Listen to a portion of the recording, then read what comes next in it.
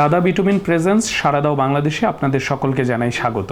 আপনারা জানেন সাড়া দাও বাংলাদেশ অনুষ্ঠানের মাধ্যমে আমরা এমন সব অতিথিদের কাছে পৌঁছাই যে সকল অতিথিদের কাছে আমাদের প্রশ্ন থাকে, জনগণের নানান প্রশ্ন থাকে, যে সকল প্রশ্ন জনগণ তাদের সরাসরি করতে পারে না, সে সকল প্রশ্নের উত্তর খুঁজে নিতেই কিন্তু আমরা অতিথিদের কাছে পৌঁছাই। তারই ধারাবাহিকতায় শিক্ষাবিদ, রাজনীতিবিদ, মন্ত্রী, আমলা কিংবা এমপি থেকে শুরু করে এই অনুষ্ঠানের মাধ্যমে আমরা পৌঁছে যাচ্ছি সমাজের সর্বস্তরের মানুষের কাছে। এরই ধারাবাহিকতায় আজকে আমরা এসেছি সময় টেলিভিশন লিমিটেড তথা সময় টিভি সিইও জনাব জোবায়ের বাবুর কাছে। তার কাছ থেকে জানতে চাইব গণমাধ্যমের নানান দিক, সাথে গণমাধ্যমের স্বাধীনতা, গণমাধ্যম কর্মীদের বর্তমান অবস্থা কিংবা সাংবাদিক সংগঠনদের কার্যকারী ভূমিকা আসলে কি, সব কিছু নিয়েই আজকে আমাদের অনুষ্ঠান। গণমাধ্যমের নানান দিক আপনি দেখেছেন সরাসরি। বর্তমানে গণমাধ্যম আসলে কতটুকু স্বাধীন বলে আপনি মনে করছেন? জি, ধন্যবাদ। আপনার প্রশ্নের এই স্বাধীন, গণমাধ্যম স্বাধীন, এই প্রশ্নের আগে আমি একটু যেতে চাই একটু পেছনে। যখন গণমাধ্যম কিছু কিছু মানুষ এবং কিছু কিছু গণমাধ্যমকে গণ অধমে পরিণত করেছিল, এবং আপনি জানেন যে 17 বছরের যেই ধ্বংস, সেটা শুধু যে মাত্র বাংলাদেশের অর্থনীতিতে হয়েছে, রাজনীতিতে হয়েছে, তারপরে বাংলাদেশের সামাজিকতায় হয়েছে, তা না, কিন্তু সবচেয়ে বড় আমি মনে করি ধ্বংসটা হয়েছে কিন্তু গণমাধ্যমে। এবং গণমাধ্যমের যে একটা ইকোসিস্টেম থাকে, এই ইকোসিস্টেমটা পুরোপুরি ধ্বংস হয়ে গেছে। এখন সেই জায়গা থেকে উঠে আসতে কিন্তু গণমাধ্যম চেষ্টা করছে, প্রতিটা গণমাধ্যম চেষ্টা করছে। এবং এই চেষ্টায় আমি যতটুকু এই পর্যন্ত আমি যতটুকু জানি, সেটা হচ্ছে গণমাধ্যমগুলো অত্যন্ত স্বাধীনভাবে তারা কাজ করছে। এখন এই স্বাধীনতাটা কিন্তু এটা না যে আমি যা খুশি তা করা। স্বাধীনতা মানে আমি দায়িত্বশীল হওয়া, আমি আমার দায়িত্বটা পালন করতে পারছি কিনা। তো গণমাধ্যমের স্বাধীনতা এই শব্দটার চেয়ে গণমাধ্যমের দায়িত্বশীলতা আমি মনে করি অনেক বেশি প্রয়োজন। এবং বিশেষ করে আপনি জানেন যে গণমাধ্যম কিন্তু সরাসরি আমরা জনগণের সাথে সম্পৃক্ত, ঠিক আছে? তো আমাদের জবাবদিহিতা কিন্তু জনগণের কাছে, আমাদের জবাবদিহিতা কিন্তু রাষ্ট্রের কাছে, আর কার কাছে না। তো সুতরাং রাষ্ট্র আমাদেরকে গণমাধ্যম চালানোর অনুমতি দিয়েছেন, সুতরাং রাষ্ট্রের কাছে আমরা দায়বদ্ধ। আরেকটি হচ্ছে জনগণের জন্য আমরা কাজ করছি, জনগণের কাছে দায়বদ্ধ। এই দুটো দিক যদি আপনি পর্যালোচনা করেন, তাহলে আমি বলবো যে এখন একটি সুসময় গণমাধ্যমের জন্য যে এই দায়িত্বটা পালন করা। সুতরাং এই দায়িত্ব পালন করতে গেলে তাকে দায়িত্বশীল হতে হবে, এটা হচ্ছে সবচেয়ে বড় কথা। এবং অতীতের যে কোনো সময়ের চেয়ে বর্তমানে গণমাধ্যম অনেক বেশি দায়িত্বশীল ভূমিকা রাখার চেষ্টা করবে, এটা আমার বিশ্বাস। অনেক চমৎকারভাবে আপনি বর্তমানে পরিস্থিতি তুলে ধরলেন, ধন্যবাদ জানাচ্ছি। আমি এ পর্যায়ে জানতে চাই, দেশ বিদেশ নানান গণমাধ্যমে আপনি কাজ করেছেন অথবা দেখেছেন অথবা তাদের সাথে সম্পর্ক রয়েছে। সেই প্রেক্ষাপটে আমাদের এই সাবকন্টিনেন্টালে অর্থাৎ বাংলাদেশ, ভারত, পাকিস্তান, শ্রীলঙ্কা, ভুটান, আপনার কি মনে হয় না এই সকল গণমাধ্যমগুলো গণমাধ্যমের চেয়ে প্রচার মাধ্যমে বেশি পরিণত হচ্ছে ইদানিং সময়? না, এটার একটা আমি মনে করি মূল কারণটা হচ্ছে, যেমন আমি টেলিভিশন ইন্ডাস্ট্রি নিয়ে কথা বলতে পারি। টেলিভিশন ইন্ডাস্ট্রিটা এখনো ইন্ডাস্ট্রি আকারে দাঁড়ায়নি। এবং বাংলাদেশে এই যে এতগুলো চ্যানেল, বাংলাদেশ টেলিভিশন তো সরকারি গণমাধ্যম, সেটা আলাদা, কিন্তু এই যে প্রাইভেট চ্যানেলগুলো আসছে বাংলাদেশে এখন প্রায় 36 থেকে 40টার মতো চ্যানেল আছে। এবং এই চ্যানেলগুলো বয়স কিন্তু এই ইন্ডাস্ট্রির বয়স কিন্তু খুব একটা বেশি না, 25 বছর মাত্র বয়স। আপনি যদি সেই 21 টেলিভিশন থেকে শুরু করেন, তাহলে এখন 25-26 বছর আমাদের বয়স হচ্ছে এই টেলিভিশন ইন্ডাস্ট্রি। সেই ক্ষেত্রে 25 বছর বয়সটা কিন্তু একদম কম নয়। এবং পাশাপাশি এটার প্রভাব কিন্তু অনেক। আপনি যদি পুরো বাংলাদেশের প্রভাবটা চিন্তা করেন, তাহলে ব্যাপক প্রভাব রয়েছে এই গণমাধ্যমের বিষয়টাতে। তো সেই ক্ষেত্রে প্রভাবের তুলনায় আমরা বিশেষ করে টেলিভিশন ইন্ডাস্ট্রি আমরা কিন্তু সেভাবে প্রফেশনাল হয়ে উঠতে পারিনি। এবং এটার পেছনে অনেকগুলো কারণ রয়েছে, এটা একটা দুটা কারণ না। যেমন ধরুন, আমি যদি একটা কথা বলি যে আপনার প্রথমত যেটা, যে আমরা টেলিভিশন, যে এতগুলো টেলিভিশন হয়েছে, সেটা কিন্তু এখন পর্যন্ত কোনো নীতিমালা নেই। টেলিভিশনের যারা কাজ করে, আমার মতো যারা কর্মী, যারা আমাদের কিন্তু ওয়েজ বোর্ড নেই, ঠিক আছে? তারপরে টেলিভিশনের কিন্তু আপনি যদি একটা জিনিস খেয়াল করে দেখেন, এই যে এখানে বাংলাদেশে 12টার মতো নিউজ চ্যানেল রয়েছে, সময় ইনক্লুডিং সময় টেলিভিশন। আপনি প্রত্যেকটা টেলিভিশনে খুঁজবেন, ইভেন জেনেরিক চ্যানেল যেগুলো আছে সেইগুলো যারা নিউজ বুলেটিন প্রচার করে তাদের কিন্তু মানে যেটা এডিটোরিয়াল পলিসি যেটা থাকা বাধ্যতামূলক সেটা কিন্তু নেই। তো যেই কারণে, এবং এই এডিটোরিয়াল পলিসি কিন্তু নিয়ম হচ্ছে যে আপনি যখন লাইসেন্স যারা দিচ্ছে, লাইসেন্সটা কে দেয়? লাইসেন্স দেয় রাষ্ট্র বা সরকার। সরকারের কাছে কিন্তু আপনার এডিটোরিয়াল পলিসি জমা দিতে হয়, সেটা কিন্তু আমরা দিচ্ছি না। এবং আমাদের ইন হাউসও আমরা কিন্তু আমাদের এডিটোরিয়াল পলিসি সেভাবে মেনটেন করা হয় না। তো এই যে কিন্তু মেমোরেন্ডাম তো দেওয়া হয় একটা, মেমোরেন্ডাম এটা তো অন্য জিনিস কোম্পানি। আপনি সংবাদ প্রচার করবেন, আপনার এডিটোরিয়াল পলিসি কি আছে সেটা থাকতে হবে না আপনার। প্রতিটা চ্যানেল আলাদা আলাদা এডিটোরিয়াল পলিসি থাকে, কিন্তু আমি এক ধরনের সংবাদ প্রচার করবো বা আমার সংবাদ আমি মনে করি যে এইভাবে আমার সংবাদ প্রচার করা উচিত। তো একটা পলিসি যেটা হচ্ছে যে এডিটোরিয়াল পলিসি প্রত্যেকটা গণমাধ্যম সংবাদ মাধ্যমে থাকে, তো সেটা এখন পর্যন্ত করে ওঠেনি। এটা একটা বিষয়। 2 নম্বর হচ্ছে আপনি দেখবেন যে বাংলাদেশে যে লাইসেন্সটা দিচ্ছে, টেলিভিশন লাইসেন্স দিচ্ছে, ম্যাক্সিমাম কর্পোরেট কোম্পানি বা বিজনেসম্যানদেরকে লাইসেন্স দিচ্ছে। এটা এক ধরনের সমস্যা। এই কারণে মনে করি যে তারা তখন এইটাকে তাদের বিভিন্ন স্বার্থে ব্যবহার করা হয় এই লাইসেন্সটাকে, অর্থাৎ এই টেলিভিশন বলি, পত্রিকা বলি। তো এই জায়গাগুলোতেও কিন্তু সেইভাবে গণমাধ্যমটা প্রফেশনালি সেটা দাঁড়ায়নি। তো সেই ক্ষেত্রে আমি মনে করি এখানে প্রচুর পরিমাণ কাজ আছে, এবং যেহেতু বর্তমান সরকার খুব আন্তরিক গণমাধ্যমের বিষয়ে, এবং আপনি জানেন যে ইভেন বিএনপির 31 দফার ভিতরে 12 নম্বর দফাই ছিল হচ্ছে আপনার মিডিয়া কমিশন। তো ইতিমধ্যে আমরা কথা বলেছি মাননীয় তথ্যমন্ত্রীর সাথে, তিনিও কথা দিয়েছেন। মাননীয় প্রধানমন্ত্রীর সাথে কথা বলেই উনি জুলাইয়ের ভিতরে মিডিয়া কমিশন তৈরি করার প্রক্রিয়া শুরু করবেন। তো সুতরাং এইগুলো যদি আমরা ধাপে ধাপ পেরোতে পারি, তাহলে আমি মনে করি গণমাধ্যম একটা অবস্থানে আসবে, এবং সেই ক্ষেত্রে গণমাধ্যমের এই সুফলটা প্রতিটা কর্মী পাবে। গণমাধ্যম কমিশন নিয়ে কথা বলছিলেন। গণমাধ্যম কমিশন যদি করা হয়, ইন্টারিয়াম গভর্নমেন্টের আমলে আমরা নানান কমিশন দেখেছি, কিন্তু ওই কমিশনের বাস্তবায়ন আসলে ততটা আমাদের দৃশ্যমান হয়নি। আপনি কি আশাবাদী গণমাধ্যম কমিশন নিয়ে? দেখুন, আমি একটা কথা বলি, এটা তো আশার কথা না, এটা বাস্তবতা। এটা স্বপ্ন না, এটা বাস্তবতা। যে একদিন আমরা এটা করবো, একদিন ওটা করবো, বিষয়টা এরকম না। বিষয়টা হচ্ছে গণমাধ্যম যদি সত্যিকার অর্থে কার্যকর গণমাধ্যম চায় সরকার, কারণ সরকার তো চায় যে তার ভুলগুলো কেউ ধরিয়ে দেয়, সরকার তো চায় কোথায় অন্যায় হচ্ছে, কোথায় অবিচার হচ্ছে সেটা জানুক। তাহলে এইটা জানতে গেলে তো গণমাধ্যমকে আপনাকে একটা ফ্রেমের ভিতরে আনতে হবে, তাই না? তো সেই ক্ষেত্রে গণমাধ্যমটাকে ফ্রেমে আনতে গেলে তো আপনার এই কমিশনটা খুবই গুরুত্বপূর্ণ, এবং এই কমিশনটা হবে একটা অটোনোমাস হতে হবে। এটার জন্য অন্য কেউ যেন এখানে প্রভাব বিস্তার না করতে পারে, সেরকম একটি কমিশন প্রয়োজন। এবং সেটা আমি মনে করি যেহেতু বিএনপি সরকারের এটা একটা প্রায়োরিটি, সুতরাং তারা সেটা করবে। কারণ আমরা ইতিমধ্যে দেখেছি যেসব ওয়াদা করেছে বিএনপি, সেই ওয়াদাগুলো এই সরকার কিন্তু পূরণ করছে। প্রতিটা জিনিস, আপনি ফ্যামিলি কার্ড বলেন, কৃষি কার্ড বলেন, তারপরে ইভেন আপনার এই যে খেলাধুলার বিষয়টা যদি আমি বলি, এই যে নতুন করে স্পোর্টস অলরেডি শুরু হয়ে গেছে, এটা প্রায় শেষের পথে এই সিজনটা। তারপরে ধরেন আপনার বৃক্ষরোপণ শুরু হয়ে গেছে, খাল খনন। তাহলে তারা যে ওয়াদাগুলো করছে, মানে যেটা করেছে নির্বাচনের আগে, আমরা যে আগে জানতাম যে নির্বাচনী প্রতিশ্রুতি কখনো আর সেটা প্রতিশ্রুতি থেকে যায়, বাস্তবায়ন হয় না, কিন্তু এই ক্ষেত্রে কিন্তু আমরা দেখছি একমাত্র ব্যতিক্রম।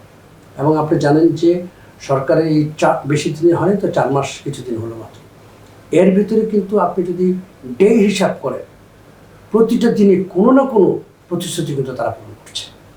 তো এইটা একটা আমাদের জন্য আশার আলো, যে আমি মনে করি গণমাধ্যমের বিষয়টা যেহেতু বিএনপি গণমাধ্যম বান্ধব একটা দল, সেই হিসেবে আমি মনে করি তারা তাদের প্রতিশ্রুতি রাখবে। ধন্যবাদ আপনাকে। অন্য একটি প্রসঙ্গে যেতে চাই। এডিটোরিয়াল পলিসি নিয়ে কথা বলছিলেন। ব্যক্তিগতভাবে আপনি কিংবা গণমাধ্যম টেলিভিশনের যারাই ঊর্ধ্বতন কর্মকর্তা রয়েছেন, ব্যক্তিগতভাবে তারা যে কোনো রাজনৈতিক মতাদর্শের হতে পারেন, সেই রাজনৈতিক মতাদর্শ আপনার টেলিভিশনে কতটুকু আপনাকে প্রভাবিত করে কর্মক্ষেত্রে? আমি সারা জীবন, আমি কিন্তু আজকে থেকে তো কাজ করি না গণমাধ্যমে। বাংলাদেশের প্রথম টেলিভিশনের প্রথম প্রডিউসার এবং নট অনলি দ্যাট, বলতে পারেন যে একদম প্রথম এমপ্লয়ির মতোই আমি ছিলাম। সো আমার হাতে গড়া 21 টেলিভিশন, বাংলাদেশের প্রথম যে প্রাইভেট টেলিভিশনটি। তো সেই ক্ষেত্রে আমি বলতে পারি যে আমি যখনই কাজ করেছি, আমি কিন্তু কাজের জায়গাটাতে আমি প্রফেশনালিজমটাকে আমি বেশি দেখি। একটা ডাক্তার যদি ধরেন মনে করেন রুগী দেখার ক্ষেত্রে, সে যদি বলে যে আওয়ামী লীগের রুগী দেখবো না, আমি শুধু বিএনপির রুগী দেখবো, তাহলে কি সেটা হয়? তো সে আবার একটা আওয়ামী লীগের ডাক্তার যদি বলে যে আমি শুধু আওয়ামী লীগের ডাক্তার দেবো, বিএনপির রুগী দেখবো না, সেটা কিন্তু হয়েছে। সেটা কি ভালো হয়েছে? তো এই যে বিষয়টা, আমরা জানি যে জুলাই মাসে আপনি জানেন অনেক আহতদের চিকিৎসা দিতে মানে মানে রাজি হয়নি অনেক ডাক্তাররা, আপনি জানেন এটা। সো এই পরিস্থিতিতে আমরা চাই না। আমরা আমাদের প্রফেশনাল জায়গাটাতে আমরা ঠিক থাকতে চাই। তো সুতরাং সেই জায়গাটা থেকে আসলে যেমন ধরেন প্রধান বিচারপতি, তিনি তো কোনো না কোথাও না কোথাও ভোট দেন, তাই বলে কি তিনি প্রধান বিচারপতি নন? তো সুতরাং এই ধরনের প্রশ্নটাই আসলে অবান্তর, বিশেষ করে প্রফেশনালিজমের ক্ষেত্রে। তো প্রফেশনালিজমে আমি মনে করি যারা প্রফেশনাল তারা কখনোই তাদের রাজনৈতিক আদর্শ কখনোই তাদের প্রফেশনে নিয়ে আসে না। প্রসঙ্গক্রমে এবং সোশ্যাল মিডিয়াতে ব্যাপক হারে আপনার নামে একটি কথা রটানো হয়েছে ইতিমধ্যে, এবং সেই কথাটিই আমি কোট করতে চাই যে সময় টিভি আপনি দখল করেছেন এবং সময় টিভিতে আপনার মতাদর্শের বাইরে যারাই গিয়েছেন আপনি তাদেরকেই টার্মিনেট করছেন। এই ব্যাপারে আসলে বক্তব্য কি আপনার? ধন্যবাদ। বিষয়টা হচ্ছে যে আমি একজন সময় টিভির কর্মীরা কোনোদিন টেলিভিশন দখল করে না। টেলিভিশন দখল করে যারা টেলিভিশনের মালিক পক্ষ থেকে বিভিন্ন ধরনের তাদের ভিতরে মতানৈক্য হয়, তাদের ভিতরে নানান ধরনের ঝামেলা থাকতে পারে, সেটা সত্যি কথা। অনেক টেলিভিশন আছে, সেটা আপনি জানেন। কিন্তু যারা কর্মী তাদের ভিতরে, তারা তো কর্মী, তারা কাজ করবে। তো সময় টেলিভিশন লিমিটেড আমাকে সিওর দায়িত্ব দিয়েছে। তো সেই হিসাবে এই দায়িত্ব পালন করতে করার জন্য আমাকে যা যা করতে হয়, একটা টেলিভিশনকে যা যা করতে হয় আমি তাই করি। কারণ আমি এই টেলিভিশনে এসে কয়েকটা বড় ধরনের সমস্যা আমি আইডেন্টিফাই করেছি। নাম্বার 1, এই পুরো টেলিভিশনে আসলে আপনার অর্গানোগ্রাম ঠিক নেই। নাম্বার 2, এই টেলিভিশনের ম্যানেজমেন্ট ইকোসিস্টেম ঠিক নেই। এই টেলিভিশনের ফাইন্যান্সিয়াল ইকোসিস্টেম ঠিক নেই। ঠিক আছে, ফাইন্যান্সিয়ালি অনেক ধরনের আছে, যেটা আমি ইমিডিয়েট ইন্ডিভিজুয়াল থার্ড পার্টির মাধ্যমে অডিট করাবো বিষয়গুলো। 4 নম্বর হচ্ছে ওয়েস্ট বোর্ড ঠিক নেই। ঠিক আছে, যেমন আমাকে আপনার ভালো লাগছে, আপনাকে আমি 1 লক্ষ টাকা বেতন দিচ্ছি, ঠিক আপনার ক্যালিবারের আরেকজনকে আমি 30,000 টাকা বেতন দিচ্ছি, কেন? তাকে আমার ভালো লাগে না। সো এই যে বিষয়গুলো, অর্থাৎ এই কারণেই বলছি প্রফেশনালিজমটা খুব প্রয়োজন। সো আমি এই টেলিভিশনে যা করছি সেটা প্রফেশনালি একটা টেলিভিশন দাঁড়ানোর জন্য যা যা করা প্রয়োজন আমি তাই করছি। এটা হচ্ছে সিম্পল। আর টার্মিনেশনের কথাটা বলেন, দেখেন আমি একটা কথা বলি আপনাকে, এই টেলিভিশন একটা টেলিভিশন কি করলে পরে সম্ভব সেটা আপনি জানেন। 5ই আগস্টের পরে, 5ই আগস্টের আগে তাদের ভূমিকার কারণে 5ই আগস্টের পরে সাংবাদিকরা বাইরে বের হতে পারত না। যখনই সময় টেলিভিশনের কার্ড দেখতো, মানুষ মারতে আসতো। তাহলে কেন আমি এরকম একটা পরিস্থিতি তৈরি করলাম? এবং এই টেলিভিশন আপনি জানেন 5ই আগস্ট পর্যন্ত, ইভেন দুপুর 2টার পর পর্যন্ত তারা কিন্তু এই অভ্যুত্থানের বিরুদ্ধে, বিএনপির বিরুদ্ধে, জিয়া পরিবারের বিরুদ্ধে এত বাজে ধরনের মিসইনফরমেশন, ডিসইনফরমেশন প্রচার করেছে, যেটা কোনো ধরনের প্রফেশনাল কোনো ক্যাটাগরিতে পড়ে না। তাহলে সেই জায়গাটা থেকে তো আমরা বেরিয়ে আসতে চাই, তাই না? এবং যারা করেছে এই কাজগুলো, যারা করেছে অতি উৎসাহী হয়ে, আপনি কি মনে করেন যে তারা আসলে গণমাধ্যমের কর্মী? তারা তো আসলে গণমাধ্যমের কর্মী না, তারা লাঠিয়াল। তো লাঠিয়ালকে তো আমি স্বাভাবিকভাবে আমি গণমাধ্যমে রাখতে পারি না। তো সুতরাং সেই হিসাবে যতটুকু করা, যারা সত্যিকার অর্থে প্রফেশনাল, যারা গণমাধ্যম কর্মী, তারা কিন্তু আছে। কিন্তু যারা লাঠিয়াল হিসেবে কাজ করেছে গত 17 বছরের ফ্যাসিস্ট সরকারের সাথে, আমরা তো এই লাঠিয়ালদেরকে রাখতে পারি না। তাদের কি টার্মিনেশন করা হচ্ছে? আসলে এখানে আসলে টার্মিনেশন না, তাদেরকে আসলে নিয়োগই দেওয়া হয়নি, তারা এসে বসে আছে এখানে। আচ্ছা, মানে নিয়োগ প্রক্রিয়াটাই বৈধ ছিল। প্রক্রিয়াটাই বৈধ ছিল না, এবং যে কারণে কিন্তু তাদেরকে আসলে যেটা হচ্ছে যে এখন তাদেরকে বলা হচ্ছে তুমি পারমিসেস ছেড়ে দাও, যেহেতু সে তো এমপ্লয়ি না এখানকার। যারা যারা এমপ্লয়ি আছে আপনি দেখেন যে একজন এমপ্লয়ির চাকরি যায়নি, নট এ সিঙ্গেল ওয়ান আপনি দেখাতে পারবেন একজন এমপ্লয়ির চাকরি গেছে। কিন্তু যারা দখলদার ছিল, সেই ফেসিস্টের লোকজন, সিএর লোকজন দখল করে বসেছিল, তাদেরকে অনেকে চলে যেতে হয়েছে। তবে এরপরেও কি আসলে ভিন্ন রাজনৈতিক মতাদর্শের সাংবাদিক কিংবা গণমাধ্যম কর্মীরা এখনো কাজ করছেন? আমি যদি দেখি, আমি তো এখানে সব ভিন্ন রাজনৈতিক 80% ভিন্ন রাজনৈতিক দলের মতাদর্শই আমি পাই। তারা তাদের মতো কাজ করছেন, তারা তো তাদের কাজ করছেন। শুনেন, আমি একটা কথা বলি, যখন গণমাধ্যমের প্রশ্নটা আসে, যখন প্রফেশনালিজমের প্রশ্ন আছে, তখন তো আপনি কোন মতের সেটা ফ্যাক্টর না, ফ্যাক্টর হচ্ছে আপনার কাজ, আপনি কি করছেন। আপনার কাজ দিয়ে আপনি প্রমাণ করবেন আপনি প্রফেশনাল কিনা। সুতরাং আপনার কাজে যদি আপনার মতাদর্শ চলে আসে, তার মানে হচ্ছে আপনার প্রফেশনাল না, এই হচ্ছে বিষয়টা। তো সেই ক্ষেত্রে আমি মনে করি যারা প্রফেশনাল, এবং প্রফেশনাল প্রচুর মানুষ এখানে কাজ করছেন। এবং আপনি জানেন যে সময় টেলিভিশন বর্তমানে সবচেয়ে জনপ্রিয় একটি টেলিভিশন, এবং যেখানে গত 5ই আগস্টের পরে সময় টেলিভিশনের লোকজন বাইরে বেরোতে পারত না, সেই জায়গা থেকে উঠে এসে সময় টেলিভিশন আবার দাঁড়াচ্ছে। সুতরাং এটা যদি প্রক্রিয়ার মাধ্যমে না যাই, আমরা যদি প্রফেশনালিজমটা তৈরি না করতে পারি, তাহলে কিন্তু এই গণমাধ্যমটি আবারও আগের পর্যায়ে ফিরে যাবে। তো আমরা তো নিশ্চয়ই চাই না যে 5ই আগস্টের আগে আপনার সময় টেলিভিশনের যে গত লেগেসি রয়েছে, 14-15 বছরের যে কর্মকাণ্ড করেছে, তারা যে ধরনের অপরাধ করেছে এবং আমি তথ্য সন্ত্রাসী করেছে, এবং এইরকম একটা সিচুয়েশনটাকে আমরা তো আবার ফিরিয়ে আনতে পারি না। চমৎকারভাবে বললেন। ভিন্ন প্রসঙ্গে যেতে চাই।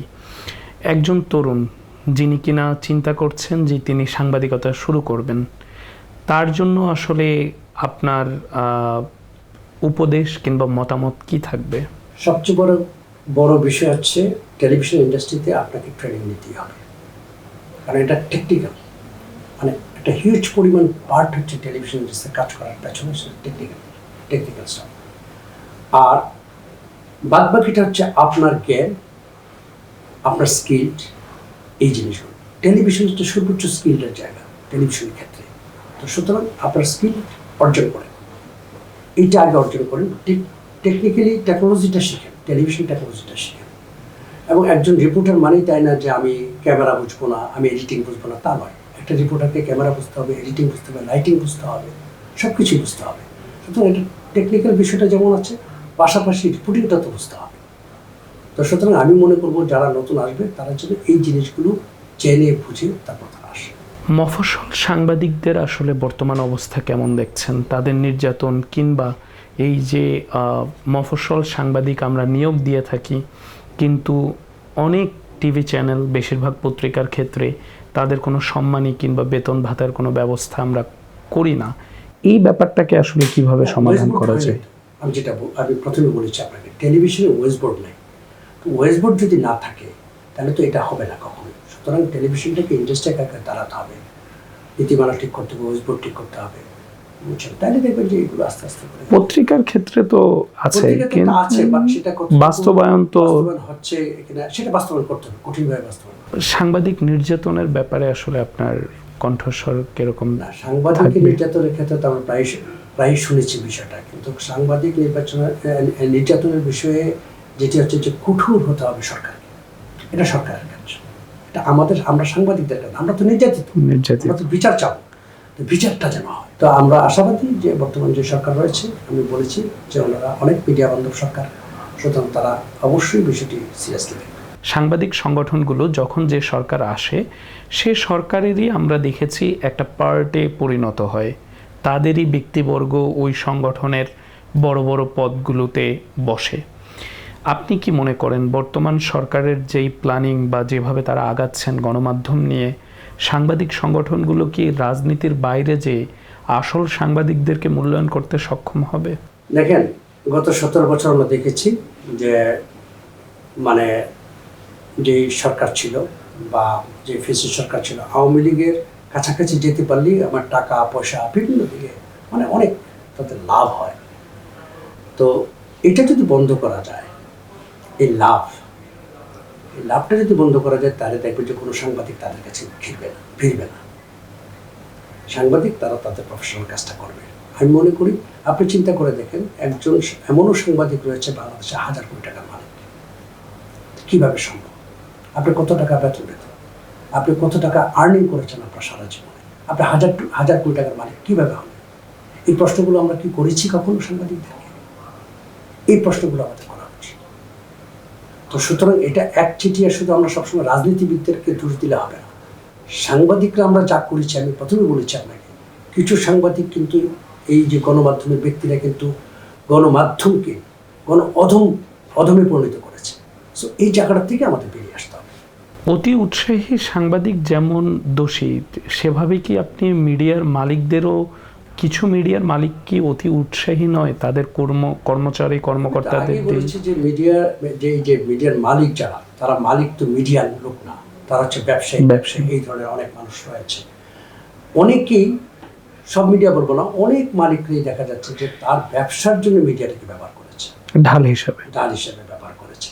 তো সুতরাং সেই ক্ষেত্রে তো অবভিয়াসলি এই ধরনের কিছু সমস্যা তৈরি হবে। এবং সেখানে কিছু কর্মচারীও রয়েছে যারা হচ্ছে আপনার তার তাৎক্ষণিক সুবিধার জন্য, তাৎক্ষণিক লাভের জন্য তারা মালিকের পক্ষ নিয়েছে বা মালিকের সাথে কাজ করেছে। বারবারই যেই বিষয়টি, আসলে এটির কি কোনো সমাধান আছে? কেননা একটি টিভি চ্যানেল করতে কিংবা একটি গণমাধ্যম আজকের যুগে যদি আপনি করতে যান, বিশাল পরিমাণ একটি ইনভেস্টমেন্টের প্রয়োজন আছে।